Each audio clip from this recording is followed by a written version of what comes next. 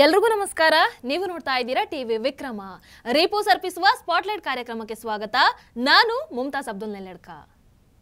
All eyes on POK. All eyes on Pakistan. Yes, ನೀವು ಸರಿಯಾಗಿ ಕೇಳಿಸ್ಕೊಂಡಿದ್ದೀರಾ. All eyes on Pakistan. ಪಾಕಿಸ್ತಾನದ ಮೇಲೆ ಈಗ ಎಲ್ಲರ ಗಮನ. ಯಾಕೆ? ಹಾಗಾದ್ರೆ ಅಂಥದ್ದಲ್ಲಿ ಏನಾಗ್ತಾ ಇದೆ, ಏನ್ ನಡೀತಾ ಇದೆ? ಬಹಳ ಇಂಟ್ರೆಸ್ಟಿಂಗ್ ಇದೆ. ಇವತ್ತಿನ ಈ ಕಾರ್ಯಕ್ರಮವನ್ನ ಮಿಸ್ ಮಾಡದೆ ಕೊನೆ ತನಕ ನೋಡಿ. ವೀಕ್ಷಕರೇ, ಭಾರತಕ್ಕೆ ಈ ಬಾರಿ ದೀಪಾವಳಿ ಯಾವಾಗ ಬರುತ್ತೆ ಹೇಳಿ?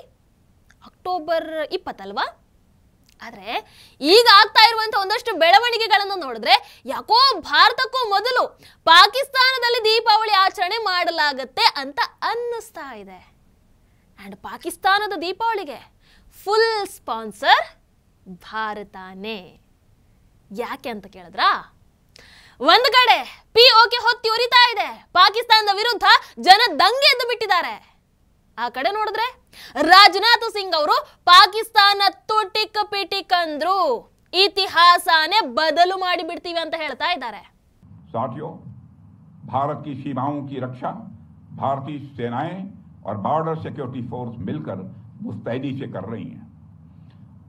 अगर सरक्रीक इलाके में पाकिस्तान की ओर से कोई भी हिमाकत की गई तो उसे ऐसा करारा जवाब मिलेगा कि इतिहास और भूगोल दोनों बदल जाएंगे मेरे साथियों। और 1965 की जंग में भारत की सेना ने लाहौर तक पहुंचने का सामर्थ्य भी दिखाया।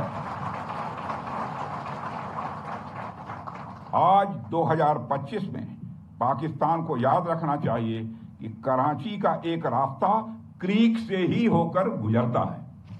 ಈ ಕಡೆ ಆರ್ಮಿ चीफ ಹೇಳ್ತಾರೆ ಈ ಬಾರಿ ವಿಶ್ವ ಭೂಪಟನೇ ಬದಲಾಯಿಸಿ ಬಿಡ್ತೀವಿ ಅಂತ. पूरी होनी चाहिए। दुश्मन को आप कभी लाइटली नहीं ले सकते। और दूसरी चीज, अगर मौका मिला तो पार जाके बैठो, यही करोगे, है ना? ಇನ್ನೊಂದು ಕಡೆ ವಾಯುಪಡೆ ಮುಖ್ಯಸ್ಥರು ವಿತ್ ಡೇಟಾ ಪಾಕಿಸ್ತಾನದ ಮಾನ ಮರ್ಯಾದೆಯನ್ನ ಹರಾಜು ಹಾಕ್ತಾ ಇದ್ದಾರೆ. Pakistan losses are concerned, I think it was very clear, it was clearly spelled out in the initial debriefs also that we have struck a large number of their airfields and we struck a large number of their installations, and what we have gathered from whatever in reports we have got is that on ground because of this strikes there have been radars at least 4 places, command and control centers at 2 places, runway was damaged at 2 places, then 3 of their hangars in 3 different stations have been damaged, and in that hangar as well as on tarmac we have signs of one C-130 class of aircraft, one AEWC class of aircraft, and at least 4 to 5 fighter aircraft, most likely F-16 because that base happened to be F-16 which would have been under maintenance that time. Repos super offer. Repos bumper offer. Repos mattress ಅನ್ನು ಖರೀದಿಸಿ smart ಟಿವಿಯನ್ನು ಉಚಿತವಾಗಿ ಪಡೆಯಿರಿ. Repos mattress. ಇನ್ನೊಂದು ಕಡೆ ಭಾರತಕ್ಕೆ ಭೇಟಿ ಕೊಡಬೇಕಾಗಿದ್ದಂತಹ ಬಾಂಗ್ಲಾದೇಶದ ಮುಖ್ಯಸ್ಥನ ಭೇಟಿಯನ್ನ ರದ್ದುಗೊಳಿಸಲಾಗಿದೆ. ಯಾಕೆ? ಎಲ್ಲ ಘಟನೆಗಳು ಒಟ್ಟೊಟ್ಟಿಗೆ ಒಂದೇ ಸಮಯದಲ್ಲಿ ಆಗ್ತಾ ಇವೆ. ಇವೆಲ್ಲವನ್ನ ನೋಡಿದ ಮೇಲೆ ಆಪರೇಷನ್ ಸಿಂಧೂರ 2.0ಗೆ ಭಾರತ ಸಜ್ಜಾಗೇ ಬೀಳ್ತಾ ಅನ್ನುವಂತಹ ಪ್ರಶ್ನೆ ಈಗ ನನ್ನನ್ನು ಸೇರಿದ ಹಾಗೆ ಎಲ್ಲರನ್ನು ಕಾಡ್ತಾ ಇದೆ. ಯಾಕಂದ್ರೆ ಭಾರತ ಮುಂದಿನ ಬಾರಿ ಪಾಕಿಸ್ತಾನವನ್ನ ನಕ್ಷೆಯಿಂದಾನೇ ಅಳಿಸಿ ಹಾಕುತ್ತೆ ಅಂತ ಹೇಳ್ತಾ ಇದೆ ಅಂತಂದ್ರೆ ಯೋಚನೆ ಮಾಡಿ ನೀವು. ಒಂದು ವಿಷಯ ಬಹಳ ಗಂಭೀರ ಇದೆ. ಇನ್ನೊಂದು, ಈ ಬಾರಿ ಅದು ಏನೇ ಆಗ್ಲಿ ಪಾಕಿಸ್ತಾನದ ವಿಚಾರದಲ್ಲಿ ಒಂದು ಅಂತ್ಯವನ್ನ ಹಾಡೋದೆ ಅನ್ನೋ ಮಟ್ಟಿಗೆ ಇವತ್ತು ಭಾರತ ಬಂದು ನಿಂತಿದೆ. ವೀಕ್ಷಕರೇ, CIA ವರದಿ ಪ್ರಕಾರ ಕಿರಾನಾ ಬೆಟ್ಟಗಳಲ್ಲಿ ಪಾಕ್ ಪರಮಾಣು ಶಸ್ತ್ರಾಸ್ತ್ರಗಳು ಇರುವಂತದ್ದು. ಸೊ ಈ 4 ದಿನಗಳ ಆಪರೇಷನ್ ಸಿಂಧೂರ ಏನಾಗಿತ್ತು? ಪಾಕ್ ಭಾರತ ಯುದ್ಧ.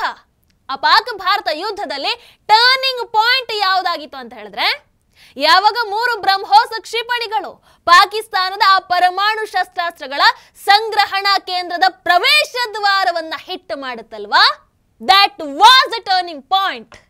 ಆ ಟರ್ನಿಂಗ್ ಪಾಯಿಂಟ್ ಪಾಕನ್ನ ಕದನ ವಿರಾಮಕ್ಕೆ ಅಂಗಲಾಚಿ ಬೇಡ್ಕೊಳ್ಳೋ ಹಾಗೆ ಮಾಡುತ್ತೆ. ಆದ್ರೆ ಈ ಜಟ್ಟಿ ಬಿದ್ರೂ ಮೀಸೆ ಮಣ್ಣಾಗ್ಲಿಲ್ಲ ಅನ್ನೋ ಹಾಗೆ ಆಪರೇಷನ್ ಸಿಂಧೂರದ ಸಮಯದಲ್ಲಿ ನಮಗೇನು ಆಗ್ಲಿಲ್ಲಪ್ಪ, ಎಲ್ಲ ಹಾನಿ ಆಗಿರೋದು ಅದು ಬರೀ ಭಾರತಕ್ಕೆ ಮಾತ್ರ, ನಾವೇ ಅಂದ್ರೆ ಯುದ್ಧ ಗೆದ್ದಿದ್ದು ಪಾಕಿಸ್ತಾನನೇ ಅಂತ ಭಾರೀ ಬಿಲ್ಡಪ್ ಕೊಡ್ಕೊಂಡು ಓಡಾಡ್ತಾ ಇತ್ತು. ಈಗ ನಿಮ್ಮ ಬಿಲ್ಡಪ್ಗೆ ಕೊನೆಯನ್ನ ನಾವೇ ಹಾಡ್ತೀವಿ ಅಂತ ಭಾರತ ಮತ್ತೊಮ್ಮೆ ನಿಜ ಬಣ್ಣವನ್ನ ಬಯಲು ಮಾಡಿ ಪಾಕಿಸ್ತಾನವನ್ನ ವಿಶ್ವದ ಮುಂದೆ ಬೆತ್ತಲು ಮಾಡಿದೆ. ಹೇಗೆ? ಭಾರತದ ವಾಯುಪಡೆ ಮುಖ್ಯಸ್ಥ air chief marshal AP Singh ಅವರು ಈಗ ಮಹತ್ವದ ಹೇಳಿಕೆಯನ್ನು ಕೊಟ್ಟಿದ್ದಾರೆ. ಏನು? ಕಾರ್ಯಾಚರಣೆ ವೇಳೆ ಅಮೆರಿಕ ನಿರ್ಮಿತ ಅತ್ಯಾಧುನಿಕ F-16S, ಚೈನಾದ J-17S ಇವುಗಳು ಸೇರಿ ಪಾಕಿಸ್ತಾನದ ವಾಯುಸೇನೆಗೆ ಸೇರಿದಂತಹ ಸುಮಾರು 12ರಿಂದ 13 ಯುದ್ಧ ವಿಮಾನಗಳನ್ನ ಹೊಡೆದು ಉರುಳಿಸಲಾಗಿದೆ. ಆ ಮೂಲಕ ಪಾಕಿಸ್ತಾನವನ್ನ ಬರೇ ಒಂದೇ ಒಂದು ರಾತ್ರಿಯಲ್ಲಿ ಮಂಡಿ ಊರೋ ಮಟ್ಟಿಗೆ ಭಾರತ ತಂದು ನಿಲ್ಲಿಸಿತ್ತು. ಇನ್ನೂ ಮಜಾ ಇದೆ. ಅವ್ರು ಹೇಳ್ತಾರೆ, ಆಪರೇಷನ್ ಸಿಂಧೂರದ ಸಮಯದಲ್ಲಿ ನಾವು ಪಾಕಿಸ್ತಾನದ ಆಕಾಶದಲ್ಲಿ ಹಾರಾಡ್ತಾ ಇದ್ದಂತಹ ವಿಮಾನಗಳು, ಅದೇ ರೀತಿ ದುರಸ್ತಿಗಾಗಿ ಬಂದಿದ್ದಂತಹ, ಇದಕ್ಕಿಂತ ಅವಮಾನ ಇನ್ಯಾವುದೂ ಇಲ್ಲ, ದುರಸ್ತಿಗಾಗಿ ಬಂದಿದ್ದಂತಹ F-16, J-17 ವಿಮಾನಗಳನ್ನ ಹೊಡೆದು ಉರುಳಿಸಿದ್ದೇವೆ. ಅಷ್ಟೇ ಅಲ್ಲ, ಪಾಕಿಸ್ತಾನದ ರಾಡಾರ್ ವ್ಯವಸ್ಥೆ, ಕಮಾಂಡ್ ಕಂಟ್ರೋಲ್ ಕೇಂದ್ರಗಳು, ರನ್ವೇ, ಹ್ಯಾಂಗರ್ಗಳು ಎಲ್ಲವನ್ನ ಭಾರತ ನಾಶ ಮಾಡಿತ್ತು. ಈಗ ಬಹಳಷ್ಟು ಮಂದಿಗೆ ಆಗಬಹುದು, ಅಯ್ಯೋ ಆಪರೇಷನ್ ಸಿಂಧೂರ ಆದಾಗಿಂದ ಇದನ್ನ ಭಾರತ ಹೇಳ್ಕೊಂಡು ಬರ್ತಾನೆ ಇದೆ, ಪಾಕಿಸ್ತಾನ ಅದಕ್ಕೆ ತನ್ನ ಸಮರ್ಥನೆಯನ್ನ ಕೊಡ್ಕೊಳ್ತಾ ಹೋಗ್ತಾನೆ ಇದೆ. ನೀವಿವತ್ತು ಹೇಳೋದ್ರಲ್ಲಿ ಅಂತಹ ಸ್ಪೆಷಲ್ ಏನಪ್ಪಾ ಇದೆ ಅಂತ ಕೇಳಿದ್ರೆ, ಹೌದು, ನಮ್ಮ ಭಾರತ ಪಾಕಿಸ್ತಾನದ ಕ್ಷಿಪಣಿಗಳು ಆಗಿರಬಹುದು ಅಥವಾ ಪಾಕಿಸ್ತಾನದ ವಿಮಾನಗಳನ್ನಾಗಿರಬಹುದು ಹೊಡೆದು ಉರುಳಿಸಿದ್ದು ಹೊಸ ವಿಷಯ ಖಂಡಿತವಾಗ್ಲೂ ಅಲ್ಲ. ಆದರೆ ಸ್ವತಃ ವಾಯುಪಡೆಯ ಮುಖ್ಯಸ್ಥರೇ ಫಾರ್ ದಿ ಫಸ್ಟ್ ಟೈಮ್ ಭಾರತದ ದಾಳಿಗೆ ಪಾಕಿಸ್ತಾನದ ಎಷ್ಟು ವಿಮಾನಗಳು ಪತನಗೊಂಡುವು ಅನ್ನೋದ್ರ ನಿಖರ ಸಂಖ್ಯೆಯನ್ನ ಬಹಿರಂಗಪಡಿಸಿದ್ರಲ್ವಾ. ಇದು ಇಲ್ಲಿ ಇರುವಂತಹ ವಿಚಾರ ಅಂಡ್ ವೆರಿ ಇಂಪಾರ್ಟೆಂಟ್ ವಿಚಾರ ಕೂಡ ಹೌದು. ವೀಕ್ಷಕರೇ, ಇನ್ನು ಈ ಕಡೆ ನೋಡಿದ್ರೆ ಸೇನಾ ಮುಖ್ಯಸ್ಥರಾದಂತಹ ಜನರಲ್ ಉಪೇಂದ್ರ ದ್ವಿವೇದಿ ಅವರು ಹೇಳ್ತಾರೆ, ವಿಶ್ವ ಭೂಪಟದಲ್ಲಿ ತನ್ನ ಅಸ್ತಿತ್ವವನ್ನು ಉಳಿಸ್ಕೊಳ್ಬೇಕು ಅನ್ನುವಂತಹ ಆಸೆ ಪಾಕಿಸ್ತಾನಕ್ಕೆ ಇದ್ದರೆ ಪಾಕಿಸ್ತಾನ ತನ್ನ ನೆಲದಲ್ಲಿ ಭಯೋತ್ಪಾದನೆಗೆ ಬೆಂಬಲ ಕೊಡೋದನ್ನ ಆದಷ್ಟು ಬೇಗ ನಿಲ್ಲಿಸಬೇಕು. ನೆನಪಿರ್ಲಿ, ಆಪರೇಷನ್ ಸಿಂಧೂರದ ಸಮಯದಲ್ಲಿ ಭಾರತ ಬಹಳ ಸಂಯಮದಿಂದ ವರ್ತಿಸಿತ್ತು. ಆದರೆ ಮುಂದಿನ ಬಾರಿ ಭಾರತದಿಂದ ಅಂಥದನ್ನ ಎಕ್ಸ್ಪೆಕ್ಟ್ ಮಾಡಬೇಡಿ.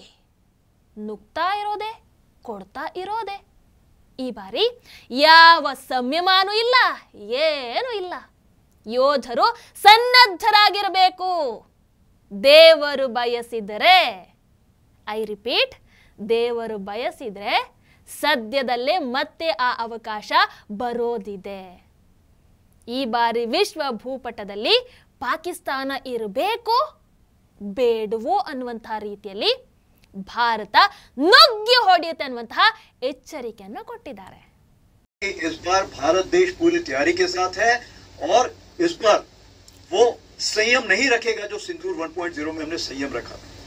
इस बार हम आगे की कार्रवाई करेंगे और कुछ ऐसी कार्रवाई करेंगे कि हो सकता है पाकिस्तान को सोचना पड़े कि उसे इतिहास में भूगोल में रहना है कि नहीं रहना है. अगर उसे भूगोल में अपनी जगह बनानी है तो उसके लिए उसे जो स्टेट स्पॉन्सर टेररिज्म जिसको हम बोलते हैं, यानी कि उसका देश जो टेररिज्म को स्पॉन्सर कर रहा है उसे रोकना पड़ेगा. तो आप अपनी पूरी तैयारी करके रखिए और अगर परवरदिगार चाहेंगे, भगवान चाहेंगे, वाहेगुरु चाहेंगे तो बहुत जल्दी ही आपको मौका मिलेगा. उसके लिए ऑल ದಿ बेस्ट. जय हिंद. ಬಹಳ ಇಂಟ್ರೆಸ್ಟಿಂಗ್ ಇದೆಯಲ್ವಾ? ಎಸ್ ವೀಕ್ಷಕರು, ಇದರ ಮಧ್ಯದಲ್ಲಿ ವಿವಾದಿತ ಸರ್ಕ್ರೀಕ್ ಪ್ರದೇಶ ಭಾರಿ ಸದ್ದು ಮಾಡ್ತಾ ಇದೆ. ಇಲ್ಲಿ ಪಾಕಿಸ್ತಾನ ದೊಡ್ಡ ಪ್ರಮಾಣದಲ್ಲಿ ಸೇನಾ ಮೂಲ ಸೌಕರ್ಯವನ್ನ ಅಭಿವೃದ್ಧಿ ಪಡಿಸ್ತಾ ಇದೆ ಅನ್ನುವಂತಹ ವರದಿಗಳು ಈಗ ಬರ್ತಾ ಇದೆ. ಮೊದಲು ಸರ್ಕ್ರೀಕ್ ಏನು ಯಾವುದು ಅಂತ ಕೇಳೋರಿಗೆ, ಸರ್ಕ್ರೀಕ್ 96 ಕಿಲೋಮೀಟರ್ ಉದ್ದದ ಒಂದು ಪ್ರದೇಶ. ಇದು ಗುಜರಾತ್ನ ರಣ್ ಆಫ್ ಕಚ್ನಿಂದ ಪಾಕಿಸ್ತಾನದ ಸಿಂಧ್ ಪ್ರಾಂತ್ಯವನ್ನ ಪ್ರತ್ಯೇಕಿಸುತ್ತೆ. ಅಂಡ್ ಇದೊಂದು ವಿವಾದಾತ್ಮಕ ಪ್ರದೇಶ ಕೂಡ ಹೌದು. ಸೊ ಈ ವಿಚಾರದಲ್ಲಿ ರಾಜನಾಥ್ ಸಿಂಗ್ ಅವರಿಗೆ ಒಂದು ಹೇಳಿಕೆಯನ್ನು ಕೊಟ್ಟಿದ್ದಾರೆ. ಏನು? ಪಾಕ್ ವಿವಾದಿತ ಸರ್ ಕ್ರೀಕ್ ಪ್ರದೇಶದಲ್ಲಿ ಏನಾದ್ರೂ ದುಸ್ಸಾಹಸಕ್ಕೆ ಕೈಯನ್ನ ಹಾಕಿಬಿಟ್ರೆ ಇಡೀ ಪ್ರದೇಶದ ಭೌಗೋಳಿಕತೆ ಅದೇ ರೀತಿ ಇತಿಹಾಸವನ್ನೇ ಬದಲಾವಣೆ ಮಾಡೋ ರೀತಿಯಲ್ಲಿ ಉತ್ತರವನ್ನ ಕೊಡಬೇಕಾಗತ್ತೆ. ಕರಾಚಿ ಕಡೆಗೆ ಹೋಗುವಂತ ಒಂದು ದಾರಿ ಇದೇ ಸರ್ ಕ್ರೀಕ್ ಮೂಲಕ ಹಾದು ಹೋಗುತ್ತೆ ಅನ್ನುವಂಥದ್ದನ್ನ ಪಾಕ್ ಮರೆಯದೇ ಇದ್ರೆ ಒಳ್ಳೆಯದು. ಈ ಒಂದು ಎಚ್ಚರಿಕೆಯ ಸಂದೇಶವನ್ನ ರಕ್ಷಣಾ ಸಚಿವರಾದಂತಹ ರಾಜನಾಥ್ ಸಿಂಗ್ ಅವರು ಕೊಟ್ಟಿದ್ದಾರೆ.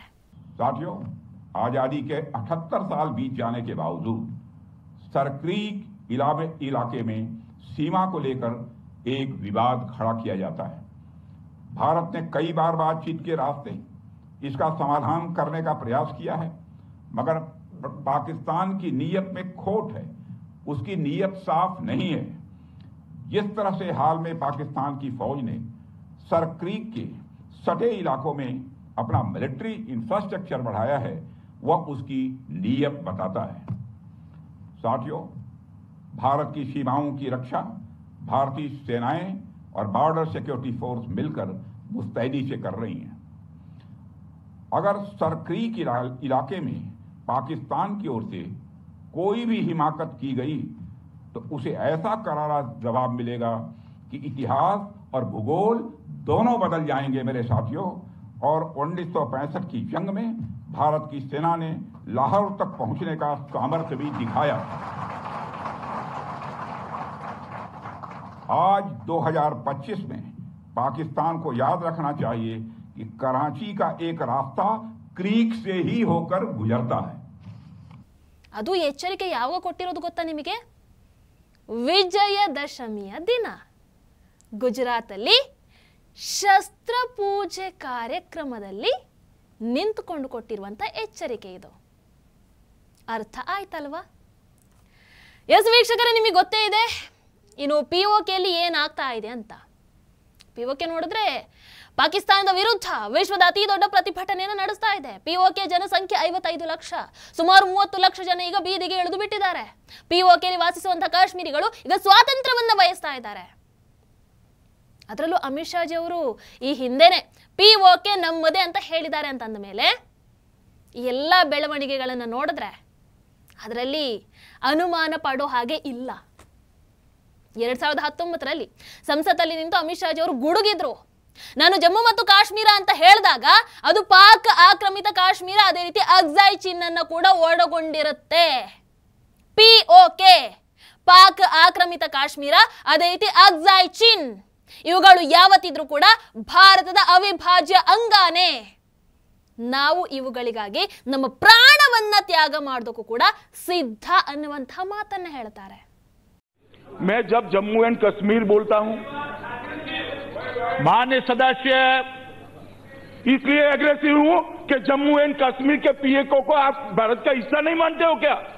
एग्रेसिव ना हो, जान दे देंगे इसके लिए. क्या बात कर रहे हो आप? एग्रेसिव होने की क्या बात कर रहे हो? जान दे देंगे इसके लिए. कि जब मैं सदन में जब जम्मू एंड कश्मीर राज्य बोला हूं, तब पाक ऑक्यूपाई कश्मीर और अक्साई चीन दोनों इसका हिस्सा है. ये बात को ಇನ್ನು 2024ರಲ್ಲಿ ಮತ್ತೆ ಇಂಡಿಯಾ ಟುಡೇ ಸಂದರ್ಶನದಲ್ಲಿ ಬಹಳ ಕ್ಲಿಯರ್ ಆಗಿ ಹೇಳ್ತಾರೆ ಅಮಿತ್ ಶಾಜಿ ಅವರು, ಪಿಒಕೆ ನಮಗೆ ಸೇರಿದ್ದು. ಅಲ್ಲಿ ವಾಸಿಸುವಂತಹ ಹಿಂದೂಗಳು, ಅಲ್ಲಿ ವಾಸಿಸುವಂತಹ ಮುಸಲ್ಮಾನರು ಇಬ್ಬರು ನಮ್ಮವರೇ. ಪಿಒಕೆ ನಮ್ಮದು, ಅಲ್ಲಿನ ಹಿಂದೂಗಳು ನಮ್ಮವರು, ಅಲ್ಲಿರುವಂತಹ ಮುಸಲ್ಮಾನರು ಅವರು ಕೂಡ ನಮ್ಮವರು. ಇದಾದ ನಂತರ ಇತ್ತೀಚೆಗೆ ಅಂದ್ರೆ 2025ರಲ್ಲಿ ಮತ್ತೆ ಅಮಿತ್ ಶಾಜಿ ಅವರು ಒಂದು ದೊಡ್ಡ ಹೇಳಿಕೆಯನ್ನು ಕೊಡ್ತಾರೆ ಪಿಒಕೆ ವಿಚಾರದಲ್ಲಿ. ಏನು?